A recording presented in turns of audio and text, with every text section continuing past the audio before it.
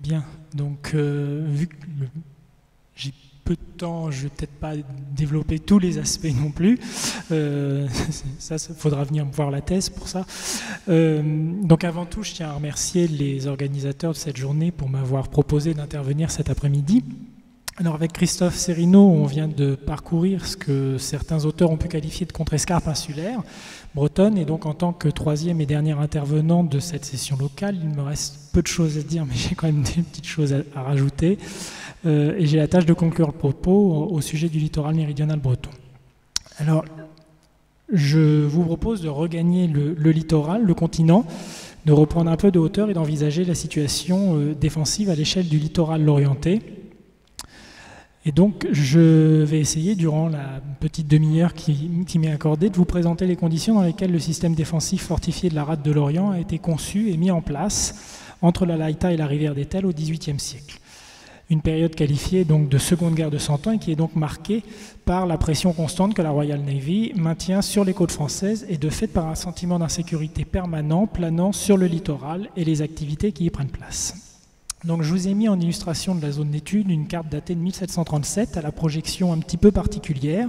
On n'est pas très habitué à voir la côte sous cet angle-là. Vous avez Groix qui est tout à fait sur votre gauche, droite, gauche, c'est ça. Mais cette carte a le mérite de représenter donc la quasi-intégralité de la zone qui nous intéresse. À noter que son auteur est Louis de Saint-Pierre, donc l'architecte de la Compagnie des Indes. Donc les architectes font aussi des cartes.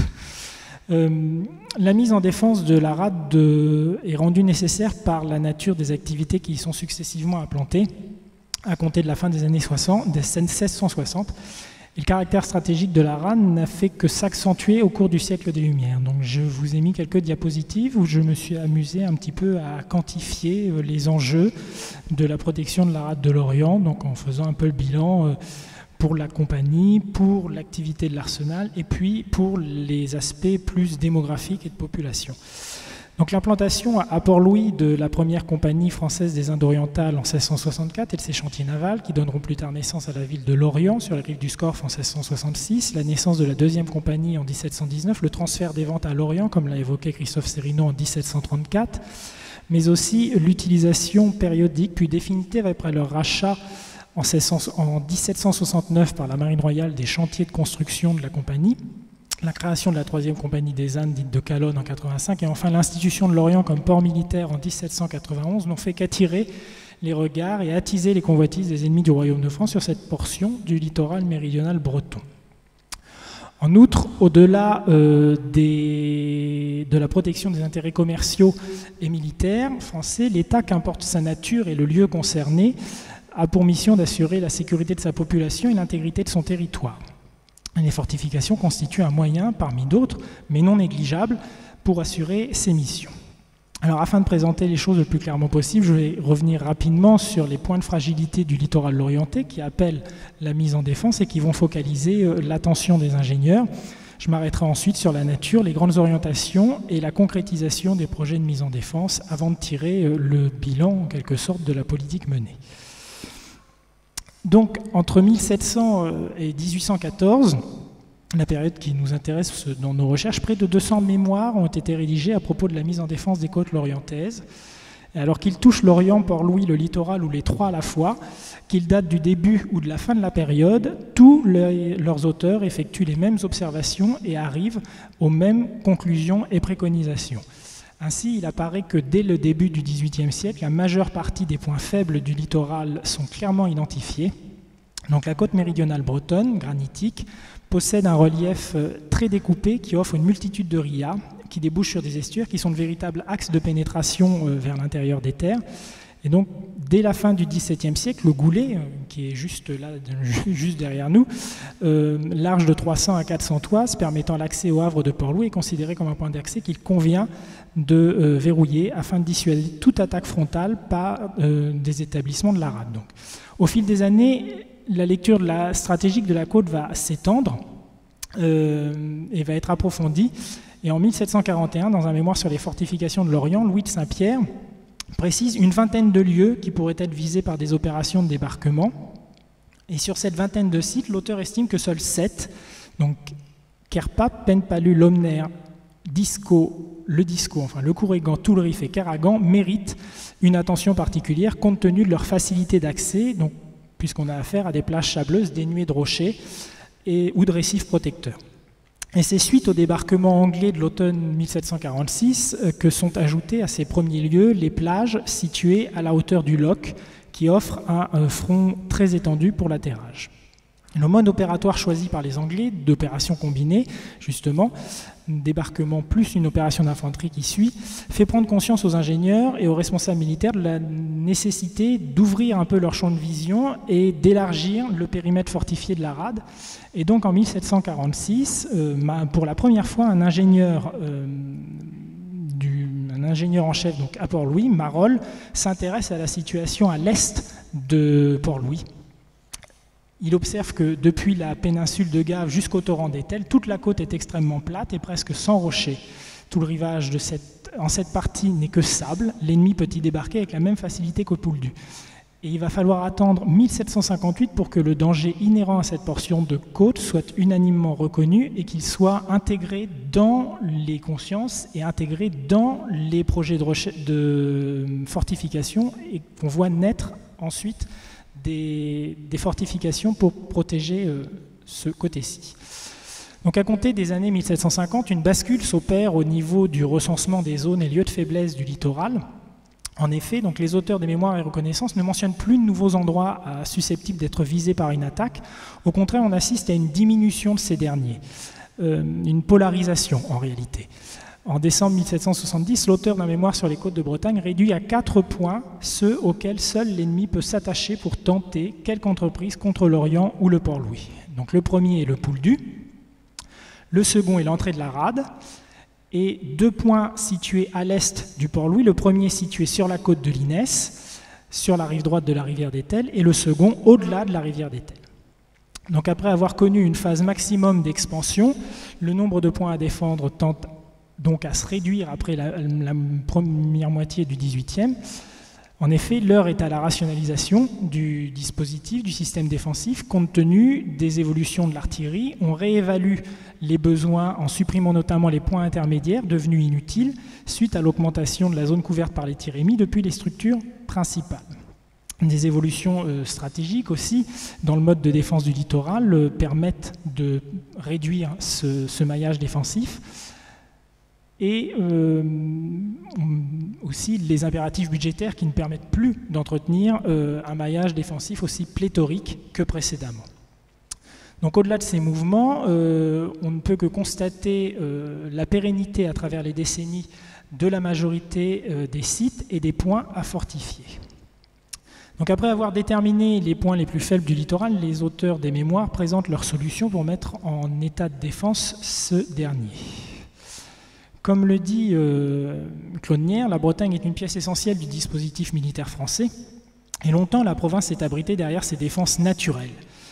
Côtes, rocheuses, récifs, marais, landes, on ne compte plus les passages des mémoires qui évoquent ces aspects. Même à certains moments, on se demande si ce n'est pas fait pour servir de contre-argument ou d'argumentation pour éviter que les architectes et les ingénieurs ne s'emballent un petit peu trop et ne se laissent aller à des dépenses somptuaires. Donc cette sûreté apparente n'est cependant pas suffisante et impose d'unir à la nature l'art de la fortification.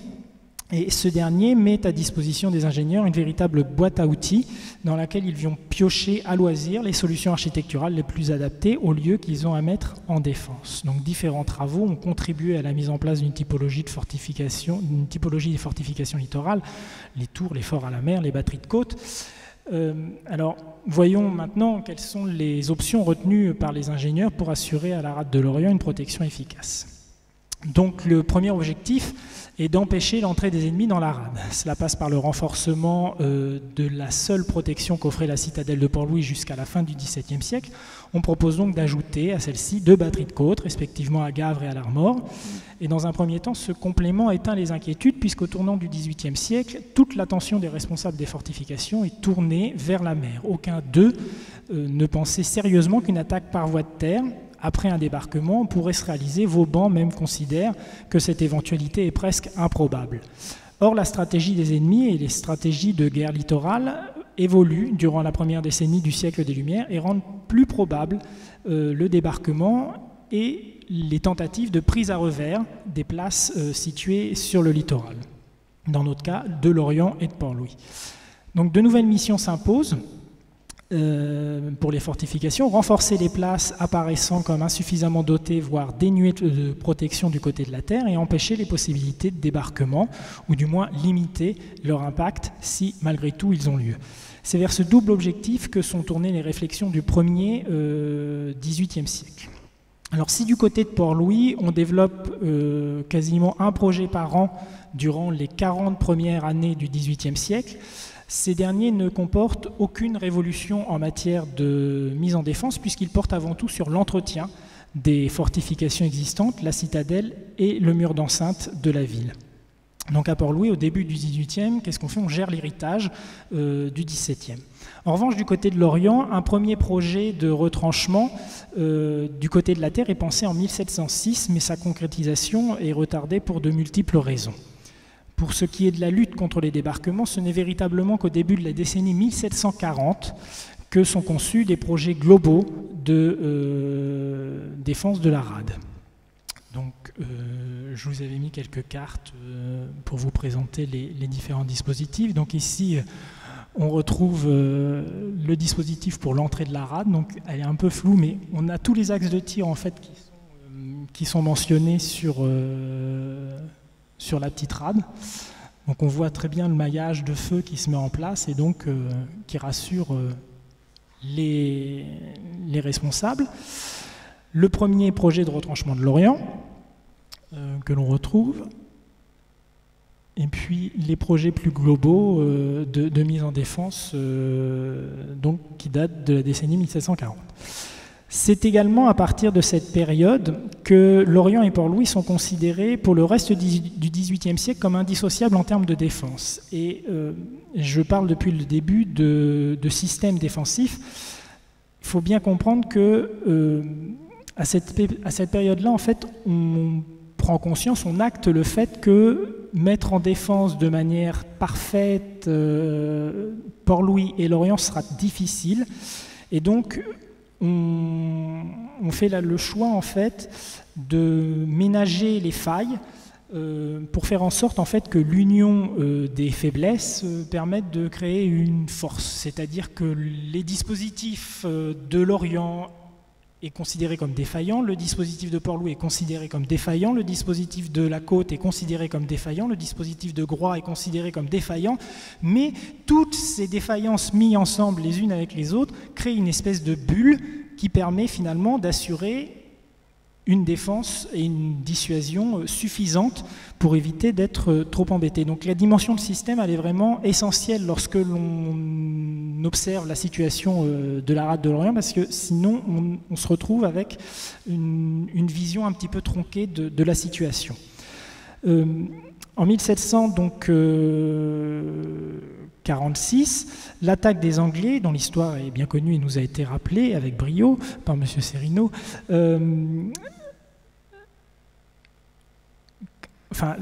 est une véritable prise de conscience. Un impératif de lutte contre le bombardement et l'incendie s'ajoute à la lutte contre les débarquements. Et donc différents projets vont voir le jour entre 1746 et 1790 pour mettre en défense la rade. Donc, il faut souligner un ralentissement de la créativité des ingénieurs à partir de 1763. Le traité de Paris et la fin de la guerre de 7 ans donnent un coup de frein un petit peu sur les projets. Il faudra attendre le début des années de la décennie 70 en fait, pour voir de nouveaux projets émerger dans l'esprit des ingénieurs et qui répondent à l'ensemble, dans l'ensemble à ces risques de bombardement et d'incendie. Donc je vous ai mis un petit tableau restituant donc les signataires, les lieux concernés et puis un petit peu les objectifs généraux, globaux de chaque projet. Je ne rentre pas dans le détail parce que ça serait trop long et je serai encore là demain s'il fallait que je passe tout en détail. Mais voilà, donc à chaque projet correspond une série de mesures. Donc à Lorient, ces nouveaux projets s'attachent particulièrement à penser la couverture de la partie d'enceinte donnant sur le ruisseau du Fawédic, qui est estimée comme étant la plus mauvaise et la plus critique de la clôture. Et à Port-Louis, c'est le couronné de Locmalo, qui est donc le doublement du front de terre pour barrélisme de la presqu'île, qui est au centre des attentions. À compter de la Révolution française, le contexte politique intérieur, les évolutions de l'artillerie et des théories de la fortification amènent à reconsidérer l'organisation de la défense de la rade. Alors, il n'y a pas de grand changement à signaler pour la côte et pour l'île de Groix. En revanche, on envisage de retravailler le tracé des enceintes urbaines et d'ériger de nouveaux forts. Ces derniers sont détachés en avant des enceintes et constituent et préfigurent en quelque sorte ils sont détachés pour repousser les ennemis au loin et complexifier encore un peu plus les approches. Et donc ces projets préfigurent, comme l'a montré Jean-Yves Besselief avec l'exemple brestois, l'éclatement de la fortification qui aura lieu au siècle suivant et qui constitue en fait une rupture technique à la fin du XVIIIe siècle.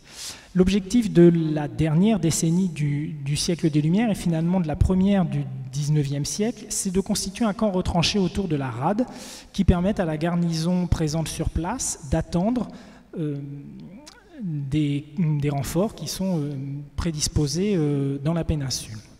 À la veille de l'Empire, l'Orient s'étant étendu, une réflexion s'engage sur l'élargissement de l'enceinte urbaine, mais un coup d'arrêt est donné à cette démarche en mai 1810 avec l'annonce de la mise hors d'entretien de l'enceinte lorientaise. Le ministère de la Guerre et le Génie reconsidéreront leur position après consultation d'un mémoire militaire daté de juin 1810 qui enclenche la conception de nouveaux projets.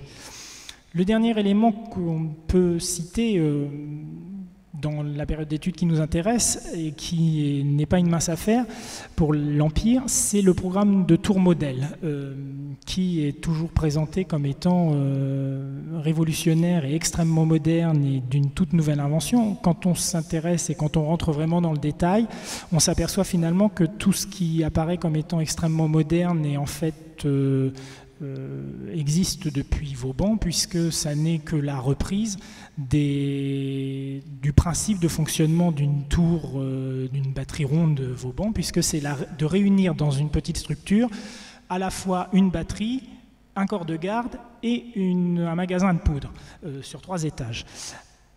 La petite différence, c'est que pendant tout le XVIIIe siècle, on était dans une logique d'adaptation au territoire, et que là, on fait entrer la fortification dans l'ère de la reproductibilité, dans l'ère industrielle, puisqu'on n'est absolument pas dans une dynamique d'adaptation, on est dans un positionnement d'une structure normée, normalisée, sur les différents points stratégiques.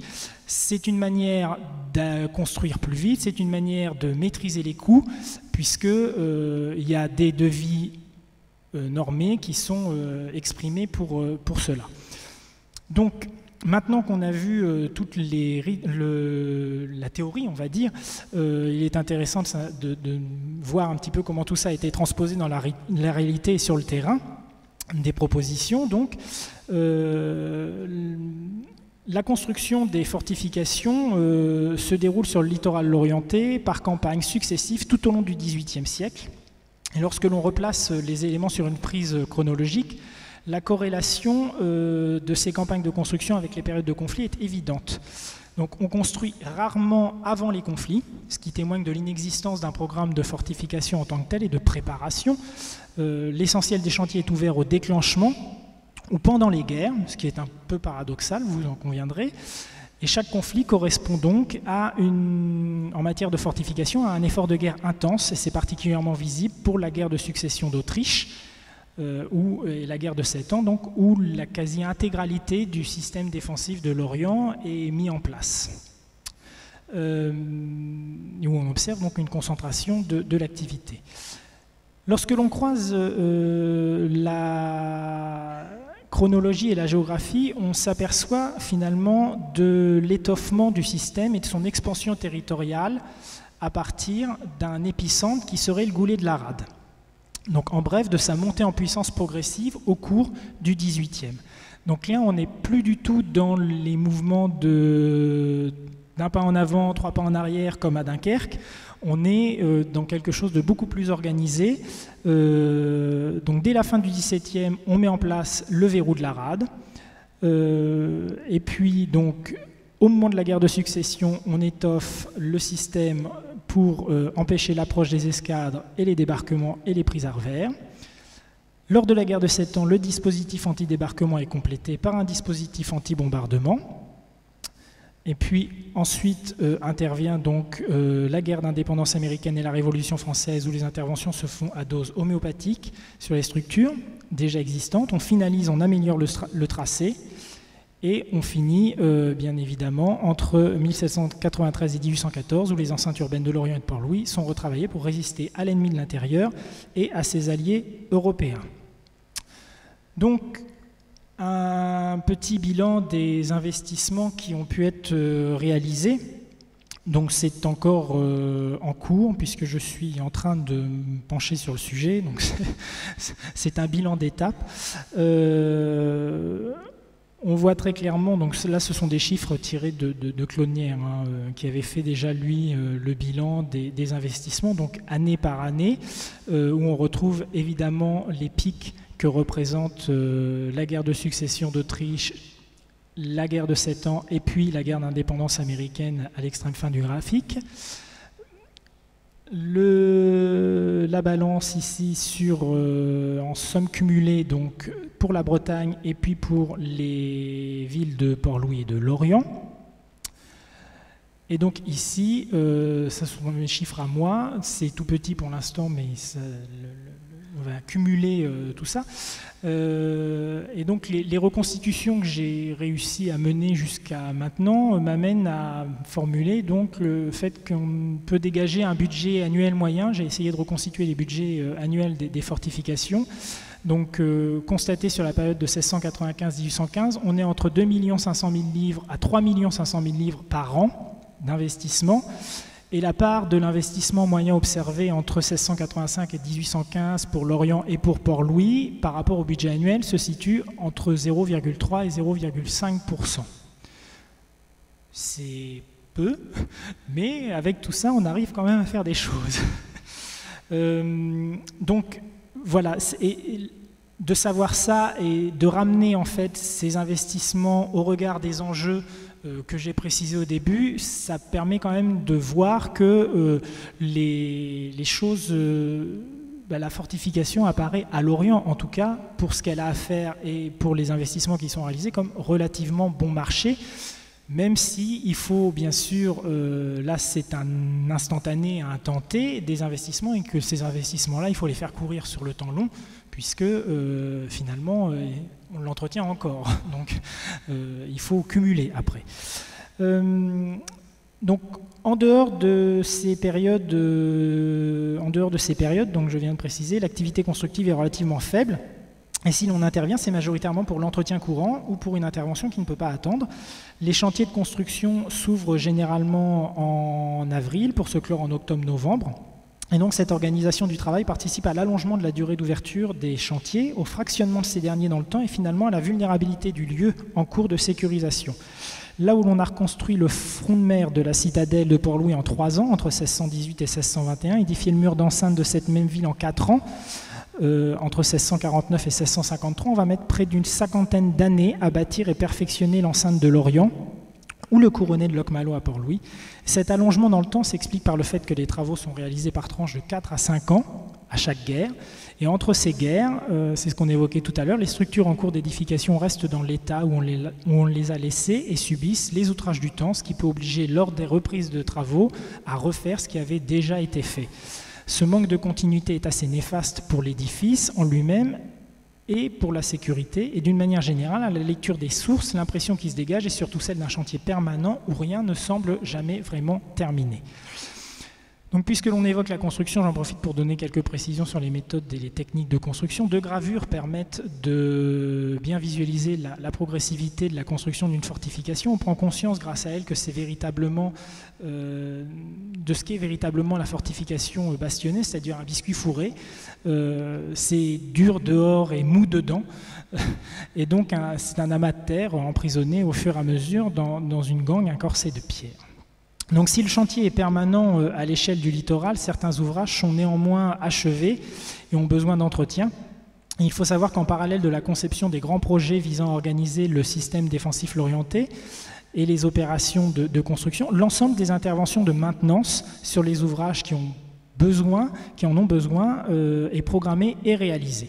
Donc les opérations consistent principalement à rejointoyer les parements, à entretenir les gazonnages et à dompter l'ensemble de la végétation existant sur et aux abords des structures afin qu'elles n'endommagent pas ces dernières, mais aussi à veiller sur l'état des planchers, des huisseries, des charpentes et couvertures et sur celui des voûtes des souterrains pour lutter contre les infiltrations, l'eau et la végétation étant les deux fléaux de la fortification bastonnée. Ce type d'intervention est monnaie courante à Port-Louis au XVIIIe siècle.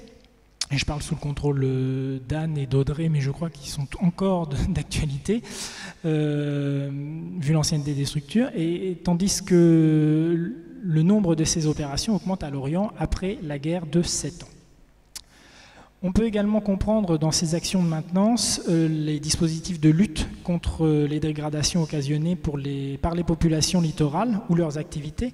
Nombreux sont les exemples, nombreuses sont par exemple les ordonnances du roi qui témoignent de la culture et du package des bêtes sur les gazonnages des fortifications et qui visent à l'interdire. De même, certaines structures comme les corps de garde, les batteries sont surveillées de près afin de ne pas se transformer en magasin à matériaux à ciel ouvert, effectivement, dès lors qu'elles ne sont plus occupées à la faveur de la paix ou de l'hiver. On voit des habitants venir chercher les pierres taillées, les bois de charpente, les ardoises, les portes, les fenêtres, les volets. Et donc, ce qui me fait dire que les structures défensives du littoral lorientais ne sont absolument pas sanctuarisées et absolument pas respectées. Il n'y a pas de valeur autrement donnée à ces structures.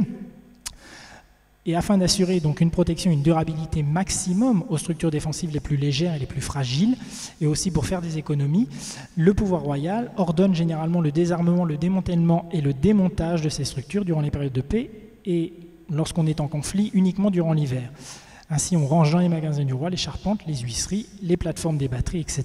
Et à la belle saison et à chaque début de conflit, c'est un véritable branle-bas de combat pour tout remettre en état et en place. Donc que retenir de cet exposé? Tout d'abord, il est possible de souligner que la mise en défense de la rade de Lorient est relativement tardive vis-à-vis des autres pôles stratégiques bretons, que sont Brest et Saint-Malo, mis en défense dès le XVIIe siècle.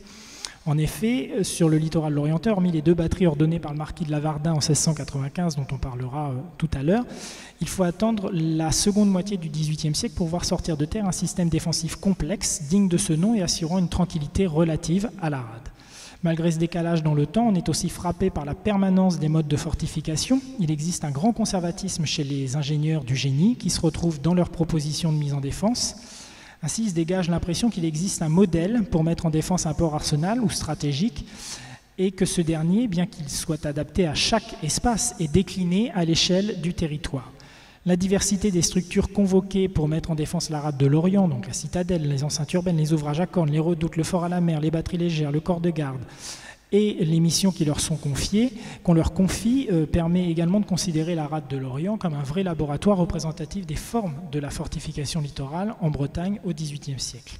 En outre, le décalage est souvent conséquent entre les projets et les réalisations sur le terrain. Rappelons les propos de Le Michaud d'Arçon qui, dans son cours intitulé « Considérations militaires et politiques sur les fortifications », proteste contre la multiplication.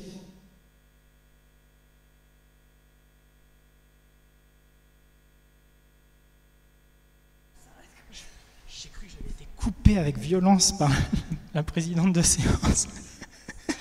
Donc Le Michaud d'Arçon, qui dans son cours intitulé « Considérations militaires et politiques », proteste contre la multiplication des projets en évoquant les ingénieurs graphomanes qui se sont exercés avec prolixité et tout cela sans avancer d'un pas. À Lorient comme à Brest ou Saint-Malo, les ambitions étaient grandes mais les réalisations furent le plus souvent limitées. En effet, jamais les responsables de la mise en défense de Lorient ne se sont laissés aller à une mise en défense compulsive. Ils ont toujours veillé à construire utile, Sur le littoral lorientais, la volonté de rationalisation omniprésente dans les discours de l'époque révolutionnaire et impériale était une réalité depuis les années 1750 avec les interventions du duc d'Aiguillon. Et donc finalement, à la fin du XVIIIe siècle, la lenteur caractéristique de la mise en défense lorientaise a permis d'être plus en phase avec les impératifs du temps. Merci Benjamin.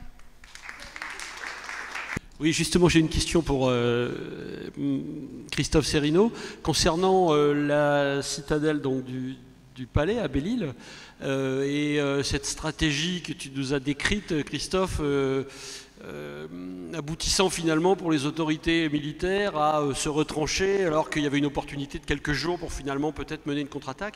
Ça m'a fait penser à quelque chose que je connais bien sur une autre île de l'Atlantique, l'île d'Oléron, où on a une citadelle équivalente, assez d'ailleurs similaire du côté du château d'Oléron, et où finalement la stratégie qui est clairement édictée dans les ouvrages des ingénieurs militaires comme Claude Masse, ingénieur géographe, consiste à dire on a créé une citadelle suffisamment vaste pour pouvoir s'y retrancher et éventuellement proposer aux habitants de venir s'y réfugier.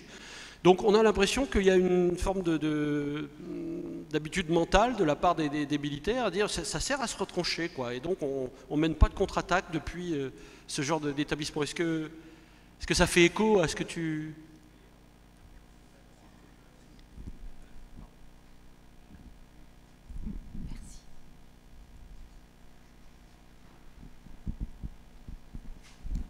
Complètement. Pour 1761, c'est évident. C'est pour ça que j'ai, parmi les éléments de causalité, de pourquoi est-ce que tout ce dispositif s'effondre, bon, évidemment, il y a la bonne pondération qu'ont fait les Britanniques de ça. Hein.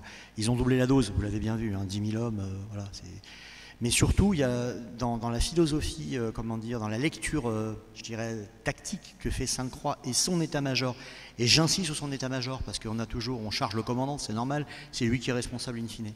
Mais le rôle de tous les officiers supérieurs qui sont autour, il est déterminant, je veux dire. Et bon, j'ai essayé de suivre un petit peu les trajectoires de ces officiers.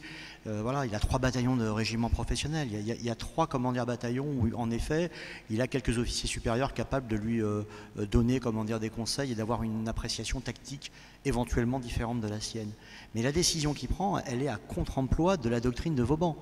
Voilà. La doctrine de Vauban, c'est la citadelle, elle n'a jamais été conçue. D'abord, elle ne permet pas de mettre toute la garnison. Hein. En 1754, quand on a fini les grands casernements, on arrive à mettre, en les serrant vraiment, hein, comme des sous-mariniers après la guerre, on arrive à mettre 700 personnes, ce qui est énorme. Et on sait très bien qu'en période de guerre, on utilise les magasins de la seigneurie à Palais, on fait le logement évidemment des troupes, dans les villages. Donc elle n'est pas conçue à aucun moment pour se replier, et moins encore pour accueillir la population de Le Palais, qui est à peu près 2000 habitants. Bon, donc le principe de Vauban, c'était bien de rejeter le débarquement. Et c'est vrai que ce qui m'avait interpellé quand j'ai dépouillé, j'ai été assez, assez loin dans la consultation des sources en France et en Angleterre sur cette opération de 1761. Et ce qui est vraiment interpellant, c'est cette posture finalement de Sainte-Croix et de son état-major. Tout se passe comme si en fait ils abdiquent dès le début. L'important, c'est au fond d'essayer de faire... de durée, donc parce que c'est les honneurs de la guerre, bien évidemment. D'ailleurs, Sainte-Croix sera décorée de l'ordre de Saint-Louis pour cette défense, parce que pour le coup, après le combat, il l'a vraiment fait dans les semaines qui ont suivi. Hein, ça, c'est pas c'est pas plié après, la tempête. Hein. Mais c'est vrai que c'est étonnant de voir qu'il ne profite pas à aucun moment, ni lui, d'une initiative que la météo lui donne. Il y a à peu près 4500, personnes, en incluant les 1000 Belle-Îlois et globalement quand même avec un fusil, même quelqu'un qui n'est pas un militaire de métier, il peut finir par atteindre sa cible. Il y a 4500 personnes à un moment donné contre 3500 qui sont déployées pendant 4-5 jours. Et là, il n'y a pas, d'initiative, offensive. Voilà. Et donc c'est la contre-lecture qui est faite du système en fait de Vauban. Et donc je rejoins ce que tu dis pour Oléron.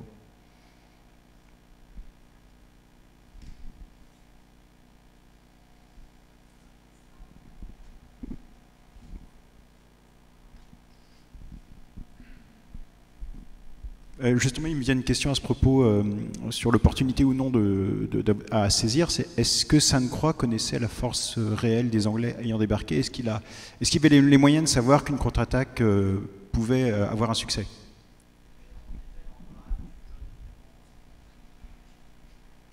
J'ai dépouillé à peu près, pas tout, mais ce serait prétentieux, mais j'ai vraiment été loin dans les dépouillements. Bien sûr, ils savent très bien qu'il y a 3500 hommes qui sont sans ravitaillement. Ils ont des éclaireurs, parce que c'est quand même des militaires de métier, hein. Ils ont des commandières, des éclaireurs. Ils savent que le campement que vont faire les Anglais, et les Anglais ne se déploient pas, hein, c'est quasiment autour d'Arzik, ils vont pas au-delà de Logmaria. Donc ils savent très bien que le campement qu'ils font, il n'y a pas d'artillerie, surtout il n'y a pas d'artillerie, il n'y a pas de cavalerie, ils n'ont pas pu, ils n'ont pas pu déployer des chevaux. Donc on est bien d'un combat de fantassins, un combat de fantassins. Par contre, évidemment, ils ont des hommes d'expérience. Voilà. Dans les archives anglaises, les bataillons qui étaient considérés comme moins performants sont bien décrits. Et ceux qui sont mis à terre sont les plus performants. Certes, mais ça, en effet, Sainte-Croix ne peut pas le savoir. Par contre, il a un avantage numérique. Mais l'idée, c'est surtout pas de... Il renvoie la milice garde-côte chez elle. Il va garder ses 3000 militaires, donc il y a des miliciens de Dinan, et puis il prend les quelques bataillons de militaires professionnels, et puis voilà, il commence à se retrancher. Il fait le mur d'enceinte, il essaie de faire le mur d'enceinte. Alors d'un point de vue tactique, ça a vraiment de l'efficacité pour le coup, hein. Il ne faut pas, à contre-emploi, considérer que Sainte-Croix n'était pas un bon chef de guerre, parce que pour le coup, il s'est mis dans l'idée qu'il allait défendre, et donc les redoutes qu'il va improviser pendant ces 5-6 jours vont réellement gêner les Anglais. Voilà. Puis la troisième phase, en effet, c'est la soumission des redoutes. Bon, je n'ai pas détaillé, bien évidemment, tout à l'heure. Et après, en effet, le déploiement de l'artillerie dans le quartier du Sable. Alors là, pour le coup, Vauban l'avait expliqué, le quartier du Sable étant, à hauteur et même légèrement, au-dessus des remparts. Après, avec l'artillerie, la brèche va se faire en quelques jours, hein. Ça va se faire assez rapidement. Voilà.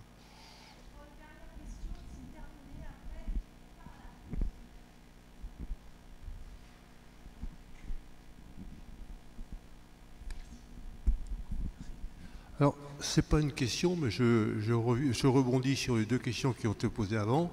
J'ai étudié la doctrine d'emploi du Fort Penthièvre. Et la doctrine d'emploi du Fort Penthièvre, c'est le retranchement des troupes dans le fort avec une alimentation prévue pour 15 jours en attendant des renforts.